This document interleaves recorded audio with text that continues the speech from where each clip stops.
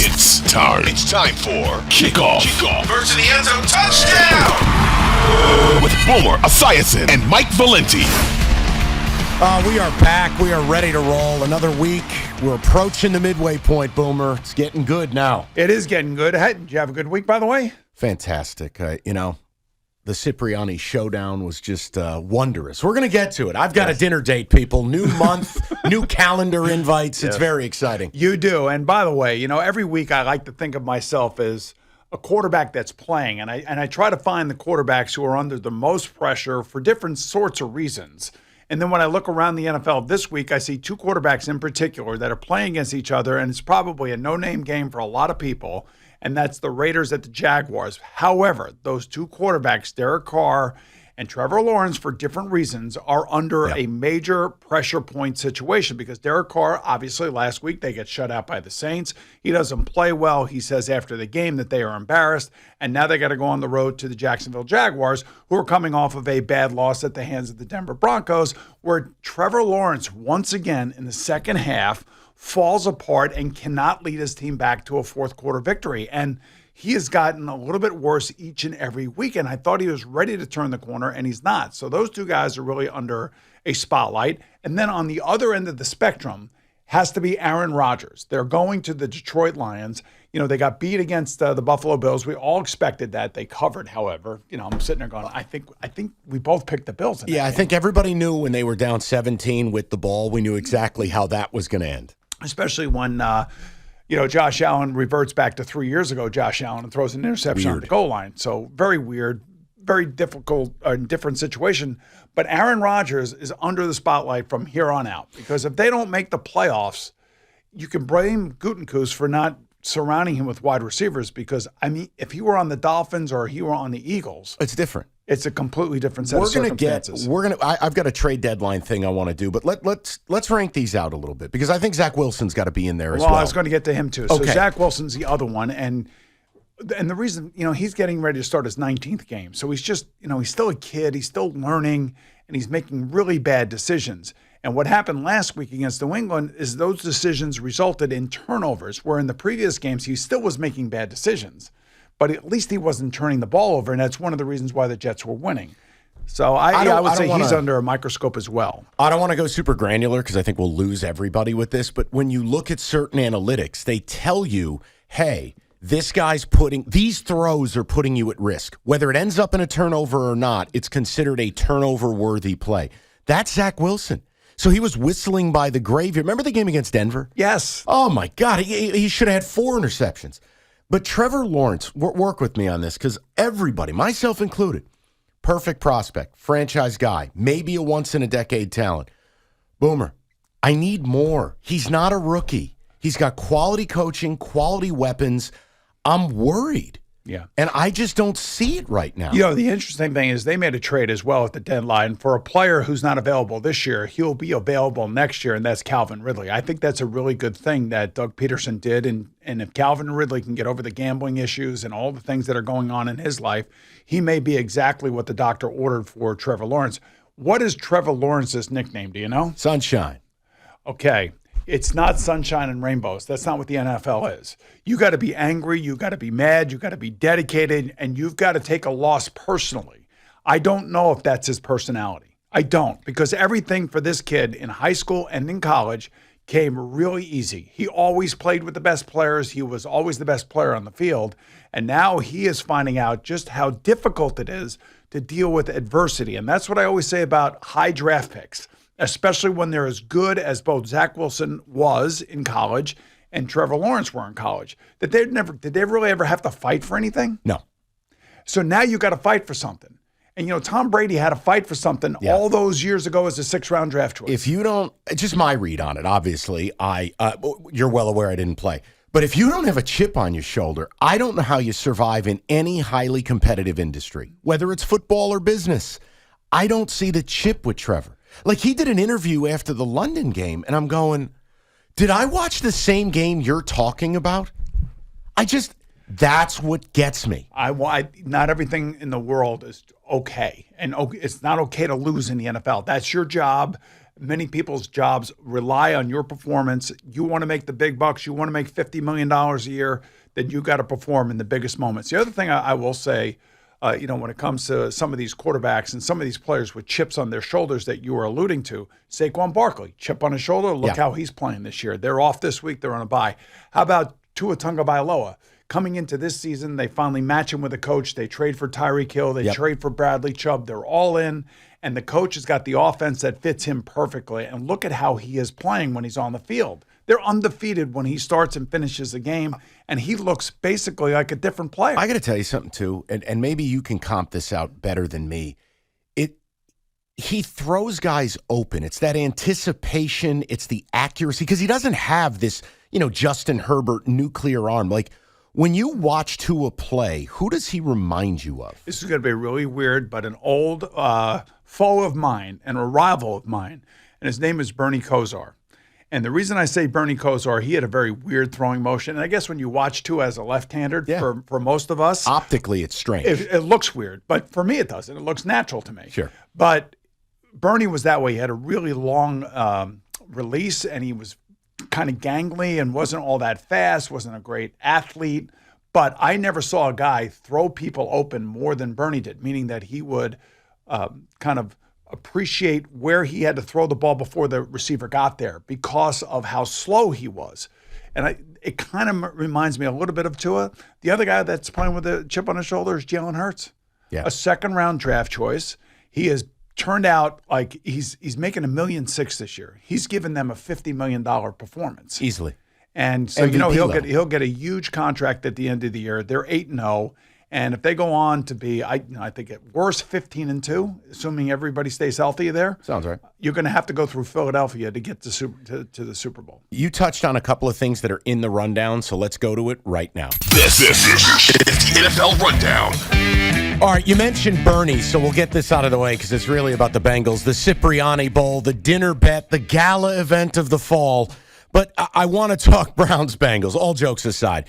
Bengals here, look, the O-line reared its ugly head again. I'm only asking you because, A, you know O-line play, and B, you've said, Mike, it's going to get better. I need you to calm down. We're at the midway point. Burrow's still getting assassinated on a weekly basis. Well, they got better. They did get better until this week, until Monday night, and then they got steamrolled. It was unbelievable. Not only did their offensive line get steamrolled, their defensive line got steamrolled as well. Both lines of scrimmage were owned by the Cleveland Browns, and they couldn't block Myles Garrett. Jonah Williams was having a hell of a time trying to block him. And by the way, my buddy Frank Reich told me that Myles Garrett is the closest thing to Bruce Smith he's ever seen. Did you see the spin move he put on Jonah? That's the point. The athleticism at that size and the ability to contort his body and to get around the corner and lower his shoulder or do the spin move, that's a really bad matchup for the Bengals. And Joe Burrow has not beaten the Browns yet in his career.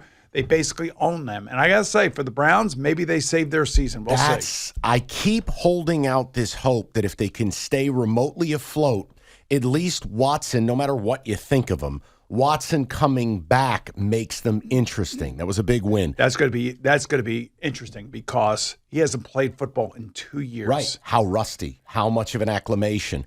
You brought up Saquon, so let's do it here. Joe Schoen came out, said he wants to get something done, and he wants all in-season negotiations this week. I know Julian loves another guy they want to get done. Boomer, you're Joe Schoen. You're running this deal. We know running back contracts do not work. I don't need to give you the graveyard of them. How do you handle this? You sign them, you franchise them, and I think this is off the table. You just let them roll and grab the compensatory. Yeah, I don't think you're going to let him roll. I think they want to keep him now, and I think that they've been around him. They see him. I know the Mara family loves Saquon. He fits the giant mold, if you will. He's the Tiki Barber of this generation. He's that kind of player.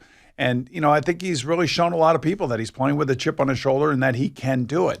I think a fair contract would be something somewhere similar to what Derrick Henry got. And that seems to me to be fair. But then again, maybe Saquon sees himself differently than the Giants do. That's really what it comes down to. If he sees himself that differently, I hate to break it to you, you're getting the franchise tag of around 12.8. That's what it's going to be. I'm sorry. And so the Giants always have that in their back pocket. So I would hope that they would get something done. Nothing has been announced during this week.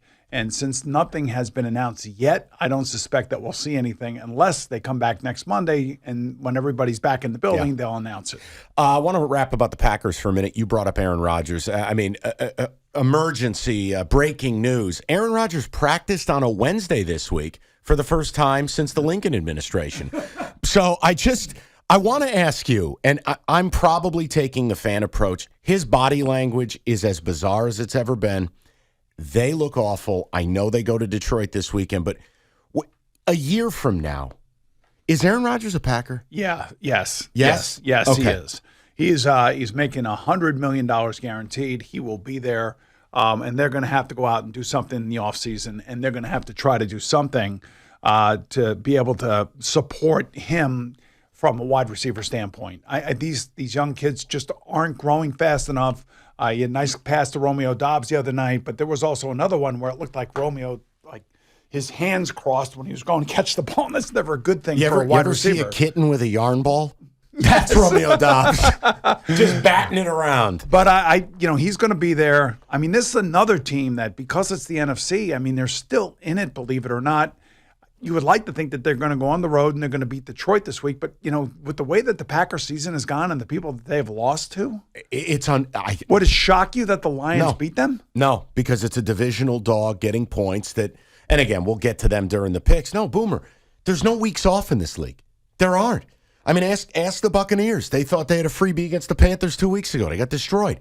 I don't know what to do with them. That's why I was asking you. I got nothing. The Packers are a bizarro world to me. I just think that he will be there for the next 2 years. He'll see the end of his contract.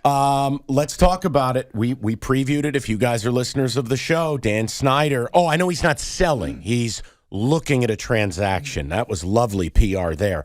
But I want to ask you, what is the time frame in your mind on a sale? And are we looking at a $7 billion purchase here? It could be, just simply because of where the team is located, the history of the team, and, the fact that Dan Snyder, the NFL owners are going to want him out. And, this could be like a Donald Sterling type of situation where somebody's going to overpay just to get him out. Kiss. Let him go, keep it quiet, goodbye, see you later. Here's a little extra money, and we'll buy your silence. I don't necessarily know they can buy his silence, but, the obvious one is Jeff Bezos, because he owns the Washington Post. The problem is he hates him. He hates him. Daniel Snyder hates Jeff Bezos, so why would he sell the team to Jeff Bezos? Now, I think the NFL would love to have a black owner here, and they'll do everything they possibly can to see if they can help somebody along and maybe put a consortium together to make that happen. Maybe it's Jay-Z and Bezos. Well, that report came out, Yeah. and I am jaded. I am very, very cynical. I don't think anything's accidental. And I think before that report comes out, I think the NFL, my opinion, has back-channeled already to get to the point where the Commanders announce, hey, we're getting this bank security to rep us. Boomer, I think everything's pre-planned. I just do. Yeah, I'm not disagreeing with you. The other thing, too, that the other NFL 31 owners can do is they financially, internally, can put a lot of pressure on the Commanders. And there's a lot of different things that go on behind the scenes that the NFL fan has no idea about the finances of the league and how they intertwine with one another. And don't think for a moment when the Virginia Attorney General now is starting talking about we're investigating the Commanders because of ticket sales and the lack of thereof and transparency. That's the NFL owners. That's the NFL owners that are supporting all of this. Right. Just giving him a little nudge. A nudge to get out the door. Yeah, they want to get rid of him. There's no question about it. And I was just thinking how pleasure a ride back to Washington it must have been for Dan Snyder after they beat Jim Irsay's Colts in Indianapolis last week. Because remember, Jim Irsay was the one that came out at the owners' meetings about 3 weeks ago and said, hey, this guy should be out of here. What a week for Commanders fans. You're 4-4. 3-game win streak. Chase Young's back this week. And your owner, who you hate, is selling. Happy birthday. Yes. I want to get just your take on Tom Brady this week. He's Tom Brady. But he addressed the work-life balance. Divorce goes final. It got me to thinking about this, and I wanted to ask you, obviously, a long, decorated career, is how hard is it to keep it all together? It's really hard. And I think his safe space is on the football field and in the football building with the teammates around him. I wouldn't be surprised if he came back next year, to be honest with you, given this now. But I would just say that he's a guy who loves the game, loves to be around his teammates. And like I said, it's a safe space. The team is not as good as it was last year, defensively or offensively, but it's just part of the process that he's going through right now, Mike. And I feel bad for him and his family that he has to live his life in the public like this, but it is a real distraction, to say the least. Well, and again, one of my close friends played in the league for a long time, and you see it up close and personal. It's two different seasons. There's work, and then there's family, and it's just really hard to integrate them. It's very difficult. You know, for me in 1992, my son was not diagnosed yet with cystic fibrosis, but he was showing all the signs of it, and we had to deal with that during the season. And that meant maybe 2 hours of sleep for me at night. Right. And a lot of people didn't know that. And I know that it affected me, and the team knew that it affected me. And once we found out what the answer was, I was traded away. Not because of that, but because of the play that I had shown the year before. And that's as real as it gets right there. All right, I've got more stuff for you later. We got to get to the picks. We've got a trade deadline desk, all that and more. It's Kickoff with Boomer and Valenti. Now, back to Kickoff with Boomer Esiason and Mike Valenti. We are back, and this is my first day in radio. Forgot to turn my microphone on. All right, let's do this. It is time for the picks. Look, Boomer, 7-7, no shame. I was sizzling last week, 9-5.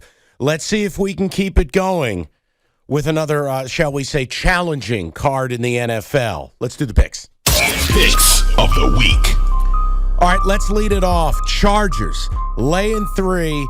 They travel to our man Art's Atlanta Falcons. Man, the Falcons are home dogs. They're 4-4, and they're leading the NFC South. Could you imagine that at the beginning of the season? No.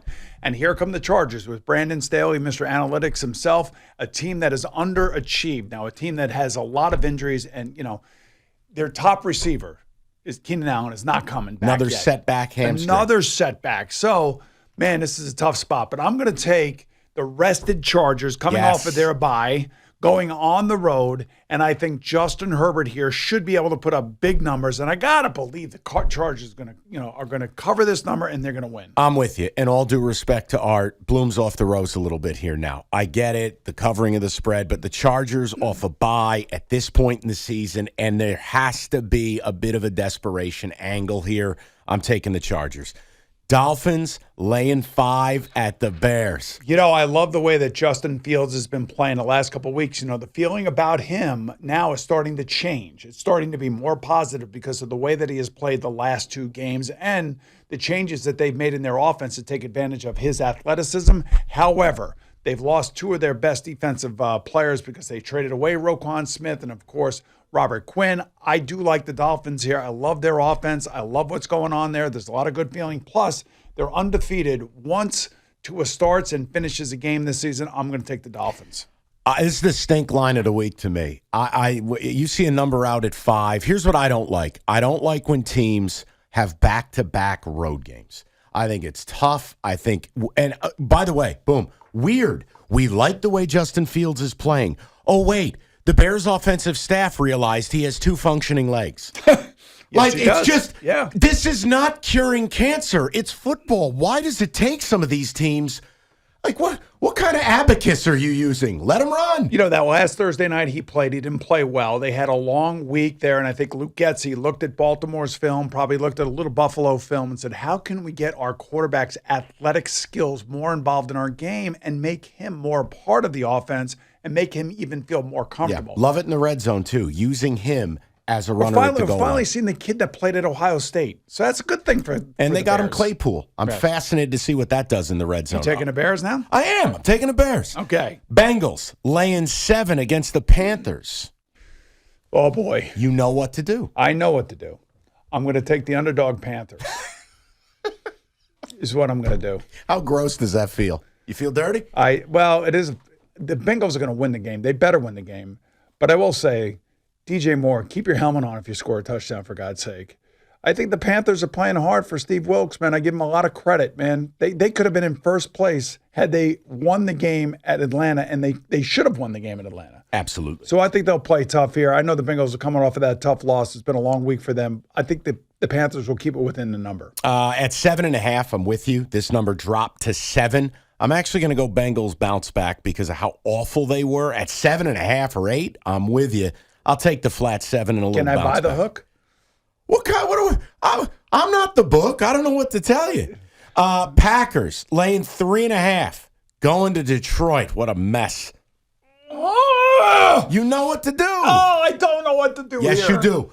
I don't know what to do here. Divisional, I know, desperate I know. dog. I understand. But what are they desperate for? I don't know. Feeling nice about I mean, themselves. what are the Can't Lions help you. desperate for? They're not desperate for anything. They just traded away T.J. Hawkinson. I That tells you know. how desperate they are for next year. I know, but then why's the number not bigger? I don't know why the number's not bigger. I think everybody's looking at Aaron Rodgers and the body language you're talking about. And, and I'm a big body language guy. I wish we could just not pick this one and bet the over. Can All we right. just go over 49? I would say it's over, but I think I'm going to take the Lions and the points. That's You said 3.5, right? Yeah, that's the I'll move. take the 3.5 and I'll take the Lions just because their offense is, they can score some points and they usually keep it close at home. Plus, you get to a point where the Packers aren't the Packers. They're just a team with flaws. That Every doesn't- week it's been the same thing. They lost to the Giants in London. They lost to the Jets at Lambeau. They go to lost to the Commanders. They lost to the Commanders. They lose to the Bills. I mean, yeah, so they'll keep it close, and I'll take the Lions in the number. 27-24. There, that works. Patriots laying 5 to whatever's left of the Colts. I give up. Yeah, I'm going to take the Patriots here. I feel bad for my buddy Frank Reich. There's a lot of things going on out there, a lot of changes. Sam Erlinger going against the Patriots defense, and Patriots defense got turnovers last week because Zach Wilson basically wet his leg. I would just say, this is a tough spot for Frank. It's a tough spot for the Colts. I'll lay the number, and I'll take the Patriots. You think Frank survives? I hope so, because it's not a lot of this stuff is not of his doing. I mean, Well, they fired Marcus Brady this week. So now you go to Ellinger. The offense looks bad. You get rid of the OC. Now, whose move was that? Did Irsay come down in his underwear and fire somebody? Or what's going on? I don't know. It could be. And obviously, Jim Irsay is an owner that's actively involved. And I don't know. I think this team would have been better had they kept Carson Wentz. I mean, I don't know what they think they saw in Matt Ryan, but I also understand that they felt like they had a team. All they needed was a legitimate, experienced quarterback. But unfortunately, Matt was experienced in throwing interceptions, Yeah. too many of them. Look, the Colts stopped the run, and if you can make Mac beat you, I'll take the points. I don't feel great about it. I'm a man of conviction. I hear you. I'll take the I could hear it in points. your voice. It's disgusting, isn't it? Yeah. Bills minus 11.5 at the Jets. This came down. This thing started at 13.5, by the way. Well, it's a huge number. It's a huge number. And, last week we saw a couple of huge numbers that went by the wayside late in these games. Mm-hmm. So I don't know why I'm going to do this, but I did it on my show at WFAN in New York here. I'm going to take the Jets and the points. I don't think they're going to win. I think the Bills will come in here and smack them. Now, my partner, Gio, felt like this was a squash spot for the Bills to come in and destroy the Jets. Yeah, I think so. Look, and again, You agree? I do, based on this could be the biggest QB disparity of the season with Josh Allen off an off game, a B- game for Josh, facing Zach Wilson. I look at the Bills, they don't even have to blitz to get pressure. Jets struggle at the tackle spot. How do the Jets score? That's really what it comes down to. And against the Bills, you're not winning. You're not even competing, scoring 17 points. Yeah, I kind of feel like the Jets are going to be flat this week, especially after everything Yes. that they built That was up their for Super last Bowl week. last week. They had to have that. That was that game that they had to have to convince their fans that their record was legit, that they felt like they could actually take the next step, and unfortunately, Zach Wilson was unable to do it. Yeah, and I'm breaking every rule. I'm laying 11.5 on the road, but the Bills might just be one of one. They might just be the team that you can break the rules with, and they may come in here and just flatline this team. We picked them last week and they didn't cover. Mistakes were made. Yes. Vikings laying 3.5 at the Commanders. I like the Commanders here. Yes. And I like the Commanders because for whatever reason, Taylor Heineke has brought a little energy. And, he had that great comeback last week. When I left the NFL Today studios last week, the Commanders were losing. And I didn't think they were going to be able to come back and win. I got back home and I looked at my ESPN app and I looked at the numbers. I'm like, how the hell did the Commanders come back and win the game? I have to go watch this. So I go back and watch it. I'm like, damn, that Taylor Heineke. Yeah. He's got something about him that I like, so I'm going to take them over the Vikings. I think the Vikings will probably win the game, but I think it's going to be close enough. Yeah, and here's the thing. People forget Heineke guided that team to the playoffs. And then in the playoff game, they didn't get thrown off the field against the Bucs, Who were at their height. That was the real Bucs. Yeah. Look, I think they believe in this kid, and I'm not trying to bury Carson Wentz, but it's no secret. He's not exactly the most popular guy in any locker room he goes into. This kid, everyone knows he's limited, but he works hard. He's gutty. They believe in him. And you know what the key is? Ever since the first half against the Packers, the rust is off. You're starting to see him be him. And this matchup here, for me, Chase Young is back. That front was already good. The Vikings' weakness right up front. And I think they can stay in this thing. So here's the thing. If they win this game and they go to 5-4, Yeah. does Ron Rivera come out and say that Taylor Heineke's our starting quarterback for the rest of the year? Because you know how important that is. Would I or does he? Does he?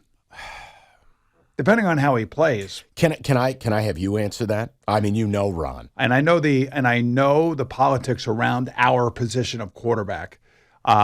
I think Ron, if he did that for Taylor Heineke, I think it would probably jazz up the team, and I think everybody would be happy about it. And frankly, if they win. And you know what's funny, and you guys can go find it out there in listener land, but like before the season, Heineke was very candid, going, "Look, they paid the other guy $100 million. I know my place. I know when you make that money, you're playing." Funny how it all ends up, right? Hey, you're winning, you're playing. That's what I say. Raiders. I'm taking the Commanders, by the way, Scones. Okay. Raiders, -1.5 at the Jags in a game of two teams that simply don't want to win. They can't figure out how to win. You want to flip a coin? Oh, man. I want to believe in Trevor Lawrence. I really do. I mean, if there's a defense that he should be able to beat, it should be this one. But then again, like last week, I thought that the Raiders were going to show up against the Saints, and they just got blistered. They got shut out. I know, but that's not who this team is. I'm going to take the Raiders. I'll lay the points. I'll take the Raiders here reluctantly. Again, I don't want to bore people, but if you do look at analytics, no secondary in football gives more room to throw the ball, more separation, third and long conversion rate. The Raiders are just awful. What? Defending the pass. I know. So if Lawrence is ever, and here's the thing, this is the ultimate lookout spot, but teams lost 5 in a row. You got to win a game at some point, right? Isn't Josh McDaniels just pushing every button he possibly can this week to get his team on edge? Yeah, maybe. You would think the same thing about Doug Peterson too. I also don't. Again, Plus, they're coming back from London. Yeah, but I also don't love the Raiders who are on the road for 2 straight weeks. I quit. Just give me the Jags and we'll move on. You know what this game is? This is the game at the sports book that they throw up on the 32-inch standard def TV by the hot dog stand. Ain't nobody watching this thing. Okay. Bucks -3 hosting the Rams. This is broken versus broken. And I'm taking the Bucks easily. Easy for me to see this because the Rams just are not the same team. They're missing half their squad from last year. Their offensive line's a mess. I know the Bucks, and Devin White's been called out, by the way, for loafing last week. Mm-hmm. He's going to have 100 tackles in this game. Yes. This is PDT. Yes. Post-divorce Tom. He's laser focused. No, this is Brady going robot mode. The drama's done. You said it. He's in his safe space. Yeah. And the Rams' offensive line is a clown car. Bucks. Why? Because stuff. Bucks -3. Is this your lock of the week? I don't do locks of the week. You don't do the locks. You know what happens when you do locks of the week? You look like a fool. Okay. I can't do it. Chiefs -12.5 hosting the Titans. I think the Titans will try to muck the game up, shorten the game, run Derrick Henry down their throat. At this point, I think that Ryan Tannehill is playing. Okay.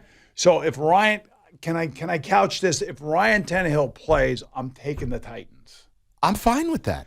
If it's Malik Willis who plays, who attempted 1 pass last week at the Houston Texans, right? I'm taking the Chiefs. It was like That's what I'm saying Navy right now. was on the field last week. Brian, you got that? Make sure you write that one down. I'm with him. I love these little caveat selections. And Brian, you can talk in the mic if you'd like. Contingency pick. I got it. It's a big contingency This pick. is the Boomer Esiason contingency play of the week. Yes. Something I got to pay attention to this Sunday. Yes, I'm in. I will follow the same deal. Oh, and if there's cloud cover and rain, I want to go back to the Titans. Come on. I don't know the answer to that question as to who's playing quarterback for the Titans. I just don't know yet. No stress. Okay. All right. Now, stress. Pick this one. Monday Night Football. Ravens laying 2.5 at New Orleans. Yeah, I'm going to take the Ravens, man. I just I think no Andrews, no Bateman. Yeah, I know that, but it's Lamar, and he is a stud, and he's having a great season. He's playing for that contract. They signed Roquan Smith. I love that. I think it's going to be a low-scoring game. I really do. I think it's going to be tight, low-scoring, but I'll take Justin Tucker, and I will take the Ravens. I won't even get started because I know we don't have time. This Michael Thomas thing, boy, do I have some thoughts there, but we'll leave it alone. The Ravens are still the team I can't get out of my mind. They can't hold a lead. Lamar, without his weapons. He is the weapon. Well, that's the problem. Okay, this isn't the backyard. You can't just do it alone. And it's a pretty good defense you're going to see. There's no question about that. But, something about the Ravens, they score points. They get double-digit leads. They play tough. They play tough defense. They're a grizzled team. So this is not a team that's easily intimidated the way the Raiders were last week. I'm going to go who dat. To hell with it. Give me the Saints. We got a bunch to do, including a trade deadline desk and more. It's Kickoff with Boomer and Valenti. Now, back to Kickoff with Boomer Esiason and Mike Valenti. All right, a lot to do in the last segment of this gala affair. We have best of the best. We've got a trade desk. We got Boomer's final word. I say best of the best lightly this week. This is an entertainment game. Let's hit it. This week's best of the best of the best of the best of the best. So, nothing overly sexy this week, but this is an interesting game. Potential fireworks, Cards -2, hosting Seattle. So we can talk the game, but I think there's some stuff surrounding it too. Yeah, I do too. And the thing I love about what this game really epitomizes is a man by the name of Geno Smith, who's been in the league for 10 years, who has finally found his happy spot, who's found his game, who's found his wide receivers, who's found his coach. He's been there for 3 years in Seattle. And anybody who's known Geno's arc here in his career, you got to be really happy for him. I mean, you really got to be happy for him. And by the way, he stuck it to the Giants after the game last week after they beat the Giants. He said, I dedicate this victory to Ben McAdoo and Jerry Reese, two guys who knew what I could do, but I never really got a chance to do it in New York. And now it comes on the heels of them getting rid of Russell Wilson, so he's the most popular player in the locker room right now. So he's at the right place at the right time. And I know DeAndre Hopkins came back, and the Cardinals played well offensively. But you know what? The Kyler Murray. We got to get into that. He can't get it done. Did you see the interception to Harrison Smith? I did. What? Of course I did. What? Huh? Yeah, exactly. So this is why they wanted to put that clause in his contract: extra film time, extra tape time. Be a leader. Don't just be an athlete on the field and go out there and play like Zach Wilson plays. He's a little bit more refined than Zach Wilson. He's had more success than Zach Wilson because he's a better runaround athlete. I think he has more ability. And he has more intuition about him. There's no question about that. But, man, he's just like a loose cannon on the field. I mean, even in the last drive of that game, you have no timeouts. You understand that sacks are going to be debilitating. He takes back-to-back sacks. Boomer, I want to like him, because the ability is so tantalizing, but it's like, maybe this is just who he is. You know what? I wouldn't have given him the contract extension myself, but then again, I don't know the internal politics there. I just know that, I think players like him. I just don't know necessarily that they truly respect him as the leader of that team. And I do believe that the Seattle Seahawks respect Geno Smith. And that's the dichotomy here for me. And I do think that the Seahawks got a really good thing going right now. It's one, honestly, when you look at it, it's one of the great, if this is real, and I have to believe it is, it's one of the great QB transitions of all time that didn't feature a number one pick. How about Jim Plunkett? I guess he was a number one pick, right? Well, I'd prefer once TV wasn't in black and white. Okay, I'm sorry. Yeah, but If we could. he leaves the Patriots, go to the Raiders, and they Right. win Super Bowls. But like here, you go from Russell Wilson, you get your Super Bowl, you make 2 of them, and then you trade him. And you don't have the top pick in the draft. You don't draft a quarterback, and you look like you found your franchise guy. You know, I have a very good friend who's close friends with Pete Carroll. And, of course, I'm friends with Pete, but I don't talk to him as much, who told me that before the season that Pete Carroll is not worried at all about his quarterback situation. He's more than happy to go into the season with Geno Smith as his starting quarterback. And this was before That's they even amazing. announced that. That's amazing. And the reason he said that was because of his popularity in the locker room and because he knew that he had a good young team coming. And now you have a veteran quarterback with 2 young offensive tackles, with 2 wide receivers that are as good as anybody in the league in terms of the way that they're playing with their quarterback. And they have Kenny Walker, who can run the crap out of the ball. And I know you pointed this out. You pointed it out weeks ago. And so you now all of a sudden have a young defense that is making plays. Oh, by the way, turnovers. rookie corners, including this Wooten kid they found in like the 7th round, and he's great. And the Seahawks feel like they can rebuild on the fly, and they have a quarterback that they found a little bit with a diamond in a rough kind of mindset. And everything just worked out for them. That's why I'm taking the Seahawks in Arizona. I'm with you. I can't trust the Cardinals. By the way, 1-3 at home. And when you look at who the Cardinals have beaten, I think it's Carolina. They've beaten 2 awful teams. But there's no question DeAndre Hopkins back really does help them. And I think it makes Kyler a little bit more comfortable and poised because he knows he's got his main weapon out there and he could throw it to him and he's going to go up and get it. If they lose this game, and everyone knows the splits, and I can bring these to the table next week. I don't have them in my notes this week, but pre-week 8, post-week 8, the Cardinals go death spiral mode every year. If they lose this game, I mean, what is it all? Is there a chance Kyler asks out? Yes. I would think so. I feel like he doesn't trust Kingsbury. There's something weird there. So Steve Keim, their GM, put the 2 of them together because, you know, this is going to be the mastermind offense with a player that, you know, comes out of that kind of, that air raid offense and all this other stuff.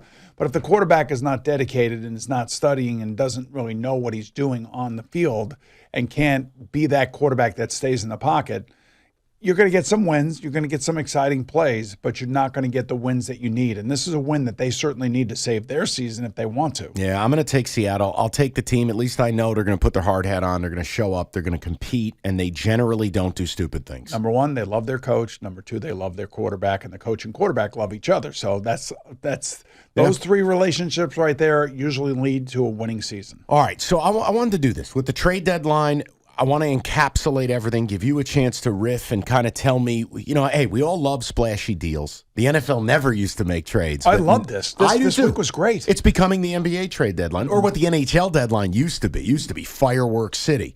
But let's just start out. I'm going to roll through these. Give me your gauge on it, and then kind of the impact. So start with the Ravens. You mentioned Roquan Smith. They don't have a real playmaker at the linebacker level. Patrick Queen's okay. What does Roquan do for them? I think it's the 3rd best trade acquisition by a team during this trade little scenario that had gone on here. And the reason I say that is because if you want to play defense in Baltimore, you got to have the Ray Lewis type. You got to have a guy that is a tackling machine, and that's exactly where Roquan Smith is. I think it also sends a bad message to the Bears and their players that are left behind. But, you know, I think they kind of curtailed a little bit of that negativity by adding Chase Claypool. What was their hesitancy in just paying Roquan? That's what I don't get. It's an off-the-ball linebacker. They're not worth it. They're the running back of the defense. Right, but they have the most cap space in the league per their cap table for next year. But that's also, you never know what Roquan Smith wanted. And, you know, that's a new general manager out there. That's a new coach in Chicago. So they're rebuilding around Justin Fields. And like we said earlier in the show, Justin Fields over the last 2 weeks now all of a sudden has shown that he can handle the NFL. And I think they're pretty excited about that out there. All right, so hit me with Chase Claypool. Big-bodied, red zone target, didn't quite make it in Pittsburgh.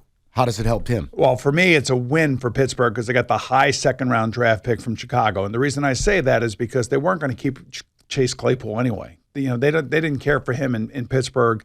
They were going to trade him. It was just a matter of time, and they extracted exactly what they wanted, a high 2nd-round pick, which essentially – And Pickens is better than him. Right. And what's essentially a high 2nd-round pick is an extension of the 1st round. Agreed totally. Especially when it comes to wide receivers. Especially when every team reaches for QBs who aren't first-round picks. Right. So I think Pittsburgh wins this one. But I also think it helps Justin Fields because he's got a big body wide receiver. And much like Calvin Ridley will help Trevor Lawrence down in Jacksonville next year, I think this could be something that works out really well for the Bears. It's just that they gave up a little bit more than I would have liked them to give up. Dolphins acquiring Bradley Chubb. Okay, for me, this is the number one draft acquisition. This is big, and they gave him a 5-year contract extension. So that tells you that Chris Greer and the Dolphins are all in. Yep. And with what they got going on offense right now, all they really needed was an additional pass rusher to kind of like secure that defense and take some of the pressure off of the secondary. So I love this draft.